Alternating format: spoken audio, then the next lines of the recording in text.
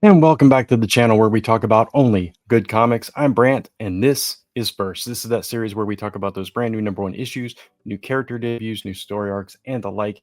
And this is for books for the week of September 24th, 2025, the last new comic day in September of this year. And we've got quite a bit to talk about. So we're not going to waste any time. I take that back. I'm going to waste just a tad bit of time. I asked last week. I don't think I got any comments about it, but if you would like me to pull out the recaps into its own show and do a separate show and just focus this on the first issues. Don't talk about the other books at the end or anything like that. Just focus on the first issues.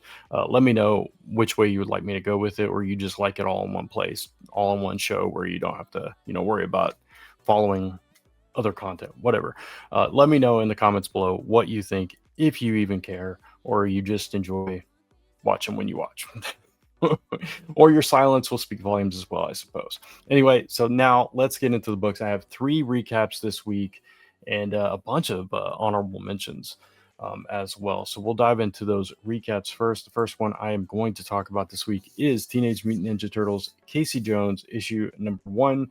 This is a spinoff from the main series. This is written by Alex Packnadal with art by Amike Nahulpan. Sorry, I apologize if I did not pronounce those correctly. But yeah, so if you've been following the TMNT series, Casey Jones got shot by the guy that recently got turned into a monster, the district attorney. And he kind of been out of action. So now this book is about him getting back into action. In this first issue, we've got Casey, we've got April, we've got all 4 turtles, and we see Casey trying to get back into the swing of things, even though he's physically not ready, but he's not able to accept that. So really, this is just kind of like I guess if it was taking place in the main series, it would be a few pages here and there. So they've kind of pulled it out and made it its own story, but it does feel very connected to the other series. It feels very much like, okay, this could be happening off panel, which is a decent way to do it. So I thought it was a solid first issue. It didn't like really get me excited about it. It was like, okay, it's Casey Jones back at it, being stubborn, beating people up, all this stuff. We didn't really get we got a minor plot line with, and this was in the first few pages, with a villain or like a lackey or something dropping this eyedropper of stuff, and then it gave him like enhanced abilities. Didn't make him a mutant, but we also kind of got some foreshadowing from another character at the beginning of it that came back at the end. Don't want to spoil all that, but there's a little bit of a plot there, but it's not like this major story, this major villain that Casey's going up against yet. We didn't get a whole lot to go on here, just little bits and pieces. So again, I don't know. I'll probably come back for the second issue, but if things don't pick up from there, I don't know if I'll continue with it. But not a bad book at all. I enjoyed it for what it was. Next book I'm going to talk about is Flow, issue number 1. This one is from Mad Cave Studios, and this is written by Paula Sevenbergen with art by Claudio Balboni. And this was an interesting premise, whereas this girl, when she was at summer camp, she's a homeschooled girl. She doesn't get out much. Her parents kept her very what's the word? I can't think of the word. Isolated, kind of. That's not the word I'm looking for, but she kind of lived in a bubble, and her mom, something went weird with her mom. Don't want to spoil that story point, but her mom did die mysteriously and stuff, and there were some complications with her, maybe mental health and things like that. But her father was like very overprotective with her when he took her to the camp and everything. So anyway, she didn't know anything about anything really, and she is of that certain age, and her period comes on and she's bleeding and she doesn't know what it is. Nobody's had that talk with her. Her mom died before time to have that talk. Dad didn't talk to her, so she has no idea what's going on. She thinks something's seriously wrong. She thinks she's going to die, and some of the kids are pretty mean and they just kind of make her think she's got a curse, and it's that kind of thing. So that's kind of the flashback part of it in present day, which is 20, I think it was Oh, I can't find it now. 10 years later. It's 10 years later. Not as long as I thought. Um, but the people that had bullied her, that had tricked her into thinking she had a curse or whatever, weird things start happening to them.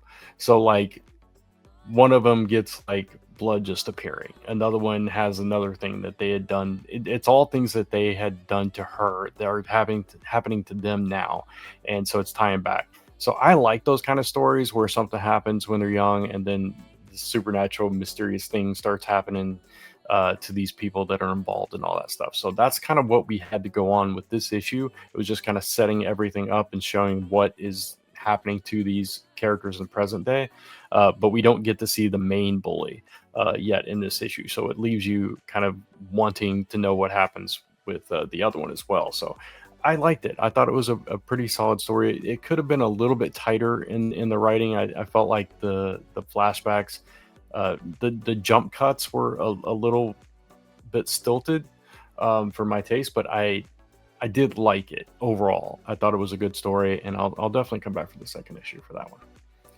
And then finally, for the recaps, we have Deadpool Batman issue number one. Obviously, this is Marvel side of it. We're going to get DC side of it, Batman Deadpool later on. And we see how that will continue kind of from here. But this one is, let's see, who is the main writer on this one?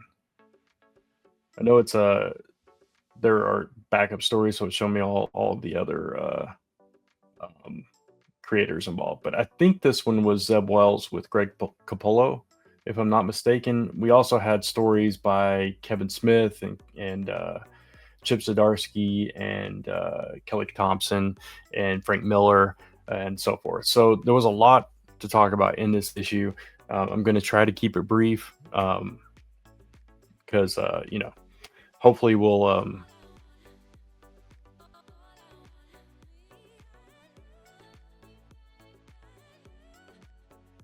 so anyway, the lead story, we have Bruce Wayne.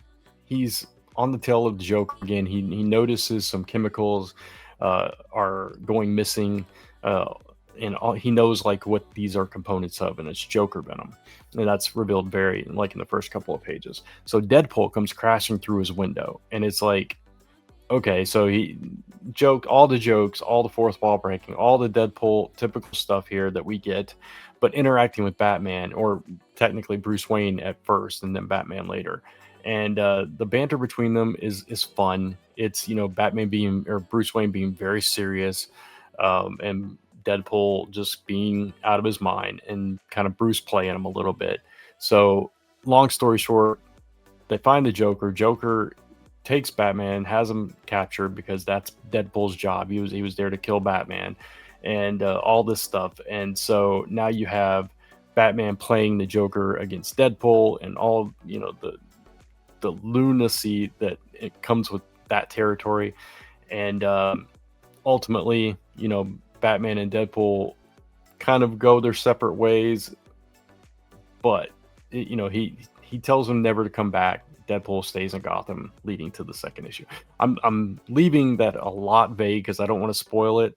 But basically, it was a Joker hires Deadpool to get Batman, and then Batman turns them against each other to free himself and take down the bad guy. That's kind of the story. Makes sense, typical, whatever. It's all about the dialogue between the three that makes the issue, and I thought this was pretty fun. It's not something that I'm going to be like, oh my God, this is the best comic I've ever read. But I did think it was pretty funny at points. I thought it made sense. I thought the characters were written well. The art was very nice, of course. Then we have the backup stories. Now, most of these I liked. I didn't care for the Frank Miller one just because it was all fighting. It was all kind of dark, and it didn't make sense to me. Where it left, it was just like them one-upping each other, and it just that one was the Batman versus Wolverine. I think there was also an amalgamation story here where we had Logo, the Lobo Wolverine mashup, which I thought was kind of fun. It was a throwback to those classic Marvel DC crossovers. We had the Daredevil and Green Arrow one, which was by Kevin Smith and Adam Kubert, and I really liked that one. I thought that was fun too. There was some nice banter there. There was a boxing glove used, and it happened to be Jack Murdoch's boxing glove, which is Daredevil's father. So there was a connection there, connective tissue there. They were fighting both the League of Shadows and the Hand in this issue. I mean, in this story, and I thought that was a lot of fun too. So I like that one. Jeff the Land Shark and Crypto playing, just classic fun. And then the one I really liked, which was probably my favorite story of the issue, including the Deadpool Batman story, was the Captain America and Wonder Woman story by Chip Zdarsky and Terry Dodson. So this imagined a world where instead of Steve Trevor, it's Steve Rogers that meets Wonder Woman during World War II, and they are kind of there. It's not as much romantic as it is they have each other's back. They fought together in World War II. They formed a version of a team that was it was part Justice League and part Avengers. You saw them kind of side by side with other members of both companies. So you had like Storm in the mix with Superman and Supergirl during Crisis, and you had the Infinity Gauntlet stuff. I think there was the Infinity Gauntlet, or no, that was something else. But there was like different stories from both companies, and it was mashed together. And I would love to read a story that was set in that world, where we saw that combination Justice League Avengers kind of team that kind of went through all these events that both companies put out. I think that would be a lot of fun. That would be I think that would be a huge success, because that would be pretty cool. And there's no way to, like, the line you have to walk with these Marvel DC crossovers is the characters from both companies have to come out on top. You can't have one best the other, or you have to go, it has to be even in the end if you do a series of them, because neither company wants to look bad. Neither company wants the other one to get the one up. So in a story like that, they're all on the same side. So they, you can't lose in that way. So I think that would be a lot of fun to read, a series of stories like that. And I think Chip Zdarsky and Terry Dodson did an amazing job with that one. So that, those backup stories, they were actually pretty solid. Overall, this book was a pretty good book for me. All right, but that's it for the recaps. We're going to jump into those honorable mentions. All right, the first honorable mention is X-Men number 22. I know it's not a first, but it is the lead-in to the this new event. I forget what the event is called. The Age of Revelation. So it's kind of the lead-in to that event where Doug Ramsey, Revelation, comes back in. He's the heir of Apocalypse, and that kind of sets the table for what's to come in this event. So definitely want to pay attention to if you are interested in this X-Men event. So I definitely wanted to mention that one.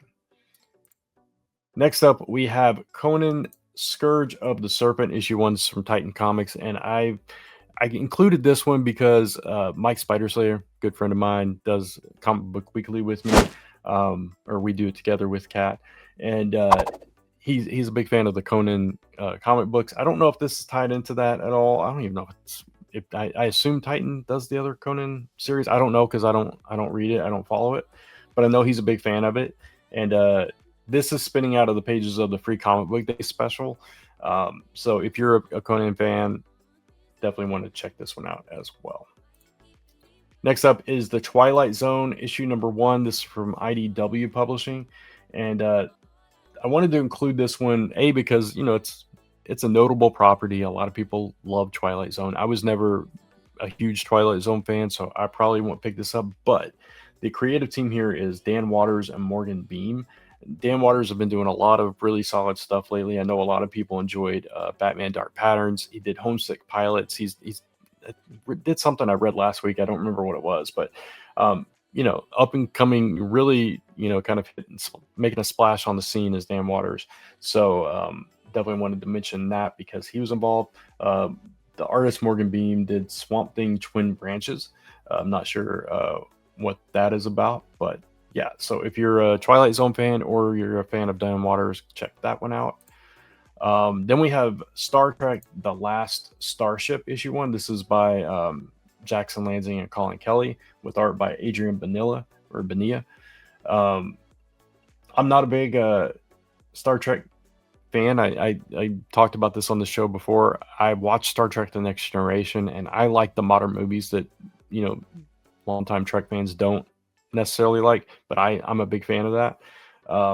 But I don't really typically read the comics, but I know there are a lot of Star Trek fans out there, and Lansing and Kelly are a fantastic writing team, so wanted to make you aware of that one as well. Next up, we've got just in time for the Halloween season coming up. We've got Vampirella Halloween Horror issue number 1.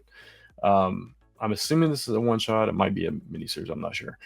This is written by Liam Johnson with art by Jordan Michael Johnson. So yeah, Halloween special for Vampirella, 40-page spooky season special, it says. And we've also got bevy of covers. This is 40 pages for $6. And lastly, I will just briefly mention Street Sharks. I mentioned it last week. It must have been delayed a week, so I wanted to make you aware that this is scheduled to come out this week now. But that's it for the honorable mention, so let's get into those rated books. All right, first up, we have He-Man and the Masters of the Universe, The Sword of Flaws, issue number 1. This is written by Tim Seeley with art by Freddie Williams II. Was it the second? Yeah. I always get that wrong, whether it's the second or the third. Some of these He-Man miniseries, they're kind of hit and miss. The last one I read was pretty solid, I believe. So this one it seems like we're focusing on Tila and Man-at-Arms here. And in this one, it seems like there is a new artifact, this special sword that they are trying to keep out of Skeletor's hands. I assume that's the sword that he has, like as a toy and in the cartoon and everything, his own version of the He-Man sword. So they're trying to keep that from him in this. So could be. I mean, the creative team here: Tim Seeley, fantastic writer. Freddie Williams, fantastic artist. So you have the makings of a good comic, but because these He-Man series are hit and miss, I'm going to give this one a possibly good. And, hopefully it will exceed expectations. Next up from Ablaze, we have Book of Nosferatu, issue 1. Again, spooky season is upon us, and this is a Dracula story as well. And this one, I wanted to mention this one because it's written by Michael Marisi, who has done a lot of cool horror comics over the years. I've reviewed a bunch of his stuff early on in his writing career, so I know he's a fantastic writer. And so who doesn't want to read a Dracula story in this time of year? So sounds cool. And we've got on art, we've got Todor Hiristov, who did some of the Stranger Things comics. And we've got in this story, Emil's wife is missing, but no one in the village knows what's going on. But Emil knows the truth. She didn't vanish. She was taken by Nosferatu. So yeah, this guy knows what happened to his wife, and now they gotta go find her, I guess. So could be good or could be horrific. I mean, in a good way. But you don't know until you try it. For me, because this is not really my type of comic, I'm gonna still hedge my bets with a possibly good. But if you're a big fan of this and you've read Marisi's work, you probably know this is going to be a pretty good book. So go check that one out. Keeping in the spooky theme, now we've got a werewolves comic after the vampire, Dracula, Nosferatu with and Vampirella and the shoutouts. We've got Viking Moon, issue number 1 from Joe Pruitt and Marcelo Fruzen. And this is a werewolf story taking place in Viking times in the year 1003. And it's Leif Erikson. So, the legendary Viking warrior. And so now we've got a vampire in the mix with that. So it's one of those mashups that you don't really think about until you hear, and it's like, oh, that could be a cool concept. The cover is kind of telling there, this huge, massive werewolf stalking this Viking warrior here. So that could be fun. It's let's see, it's 20 years after this original expedition. They're trying to settle in this wilderness, and of course they come into contact with this werewolf. So it could be fun. I don't know. We're gonna give it a possibly good here. Not familiar with the artist. Joe Pruitt, I am familiar with, but yeah, I don't know. We'll check it out and see what it's all about. I'm gonna look at the art before I commit to buying it. Do we have previews here? No. Okay, so yeah, but Viking Moon, it could be a cool concept. I mean, it definitely is a cool concept. It could be a cool book too. So let me know in the comments if you're going to check this one out or if this one is a skip for you. But for me, it's possibly good. I would say sticking with the spooky, but this is a different kind of Phantom. This is The Phantom issue 1 from Mad Cave Studios. And this is written by Ray Fox with art by Russell Mark Olson. And so, yeah, another Phantom comic. We've seen a bunch of Phantom comics in the past. Usually not my thing. The Phantom character was never one that I got into a lot. I was even like the movie, I didn't really gravitate towards. So I don't know if this is for me, but Mad Cave does a lot of really cool stuff. We have seen a lot of great kind of throwbacks of late from all the companies, talking about a Space Ghost and talking about a Flash Gordon and, various titles like that. So this could be another one of those sleeper hits. It could be another great comic in the making. So for this one, I'm actually going to give it a potentially good. And yeah, I'll probably try out the first issue and see what I think about it. See if it's for me or not. One that's probably not for me is Ultimate Hawkeye issue number 1. This is spinning out, of course, from the Ultimates. This is probably my least favorite character of the roster, though, just because they're brash, they're impatient, they're immature, they're hot-headed, and it just they're not very likable as a character, and they're supposed to be a hero. And I understand like their purpose. They trying to protect their people and trying to be a hero, but Hawkeye goes about it the wrong way in the Ultimate Universe, in this version of the Ultimate Universe, and I just haven't gravitated towards this character, so not really excited about this one. And we don't have much to go on here other than Hawkeye's going on a covert op, and it says it'll have a massive impact on the Ultimate Universe and the future of it. So yeah, I don't know how to feel about this one. This is written by Dennis Camp, who has been doing some really good writing, and art by Juan Frigeri. So yeah, let me know if you're gonna try Ultimate Hawkeye out. I don't know. Ultimates has been losing a little steam, and this isn't what I want. I want I want more Ultimates like it was a few issues ago, where it was starting to build to something, and it's kind of slowed down and just become a character of the week kind of thing. So now we're pulling them out and doing solo stories with them as well. I just don't know how to feel about that one. So for me, this one's a possibly good. Next up is Detective Comics issue 1101.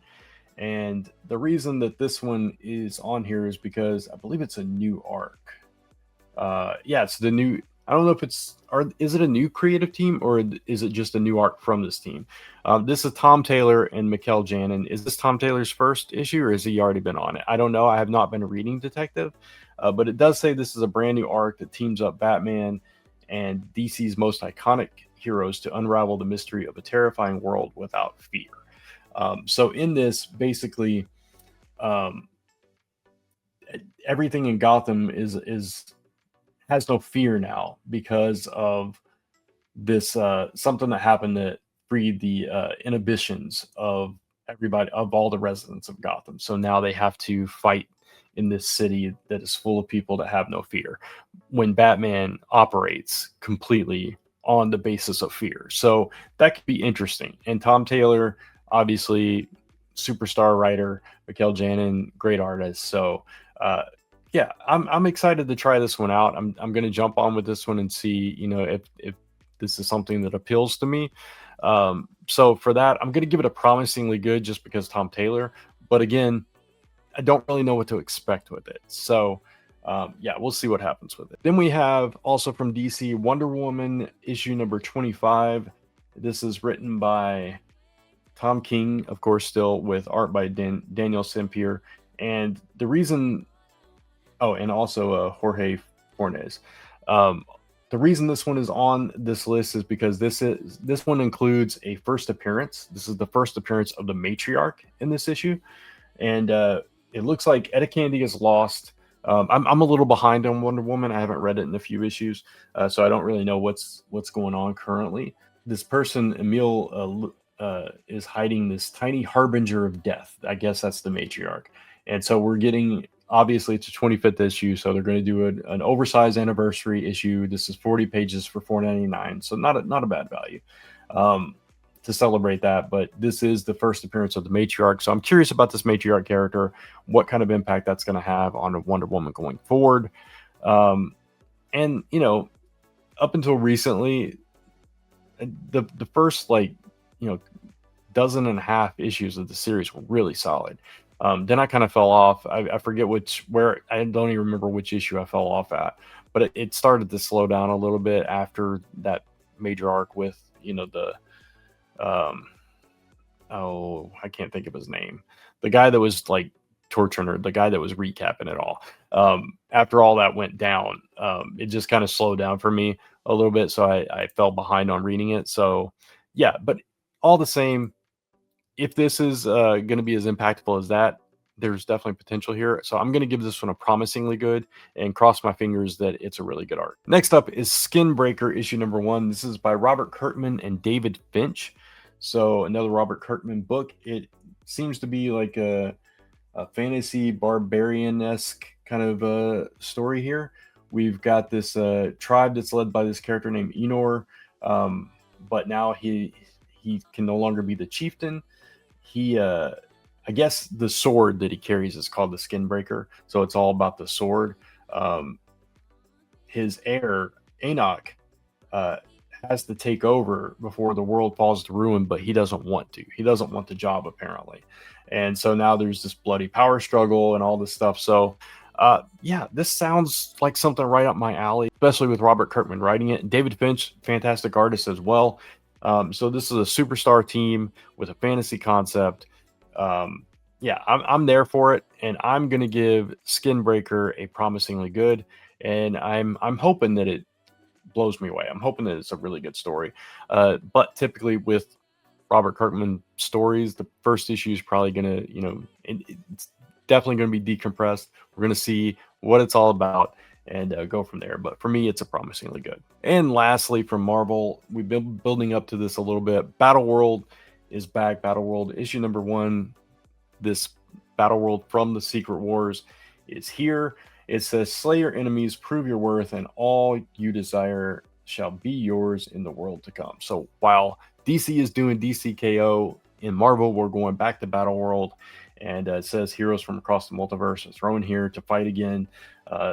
Same thing that we've seen before. And the Maestro is back as the friend or foe. This one is written by Christos Gage with art by Marcus To. I actually love Marcus To's art. I think he's a fantastic artist. I used to love his stuff in his Aspen days. And, Christos Gage, kind of hit and miss with Christos Gage. Some of the stuff he writes is fantastic. Other stuff is just okay. Never bad, though, from my recollection. So could be a solid story if you're into this. I don't know. If a lot of people are excited about this or not. I'd love to hear your thoughts on this. Are you excited for Battleworld, or are you lukewarm about it? Me, I'm kind of lukewarm about it. I'm gonna read it. I'm gonna wait and see. I don't want to put too many expectations on it. Unlike DCKO, which I'm really excited about and hope I don't get disappointed with. So for me, for Battleworld, I'm giving it a potentially good. Because I just don't have as much confidence in this one, despite all the positive factors.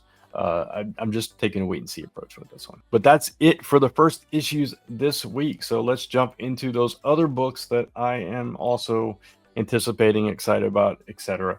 Black Cat issue number 2 by G. Willow Wilson and Gleb Melnikov. First issue was really good, really solid. I love the cover on this second issue. Let me see. Let me screen share it. That's a really cool cover. I really like that cover quite a bit. It's a nice cover. Anyway, there we go. Black Cat issue number 2, following off, the last issue where she decides to become a hero, fought the lizard, and now she's gonna tangle with the other ones, Sandman, Tombstone, etc. So fun stuff with Black Cat. The Mortal Thor issue number 2. Looking forward to that as well. The first issue surprised me a little bit. It was kind of funny. It was very violent. This is Al Ewing and Pascal Ferry. I liked it. So I'm like I said, I'm excited for the second issue. How long it will keep my attention is, we'll see. Next up is Emma Frost, the White Queen, issue number 4. This has been a sleeper series for me. I really like Emma Frost, and I like this era of Emma Frost. She's learned that the entire Hellfire Club has kind of turned against her, and now we're going to see how she navigates that situation. Hyde Street, issue number 9. We're dealing with Dr. Frankenstein in this one, so that could be fun. We saw a little bit of a little hint of what's to come at the end of the last issue. Immortal Legend Batman number 2. I know a lot of people it's kind of polarizing, this one. I liked it. I didn't love it. It didn't blow me away, but I did like it for what it was. So yeah, I'm definitely coming back for the next issue. I'm going to continue reading this series. 40 pages for $4.99, by the way. Written by Kyle Higgins and Matt Groom, with art by Dan Mora and Erica Durso. Love all the creators involved with this, so definitely excited for that one. Ultimate Spider-Man number 21, the final meeting of the Sinister Six, as this series unfortunately winds down. Yeah, excited to see us get away from dinners and get back into some action, hopefully. So we'll see. Superman number 30, we have Booster Gold. He's found Booster Gold, and so we're going to see how that plays out as we lead into all this dark side stuff in this absolute universe, with the Summer of Superman continuing. And finally, Void Rivals issue number 23. This is kind of a fun fan geek out moment where you have Wheelie, who is this motor mouth kind of rhyming character from Transformers, and he meets Cobra La. He meets specifically Pythona. So a really cool meeting of very contrasting type of characters. So looking forward to that as well. But that is it. That's all the comics that I have to talk about.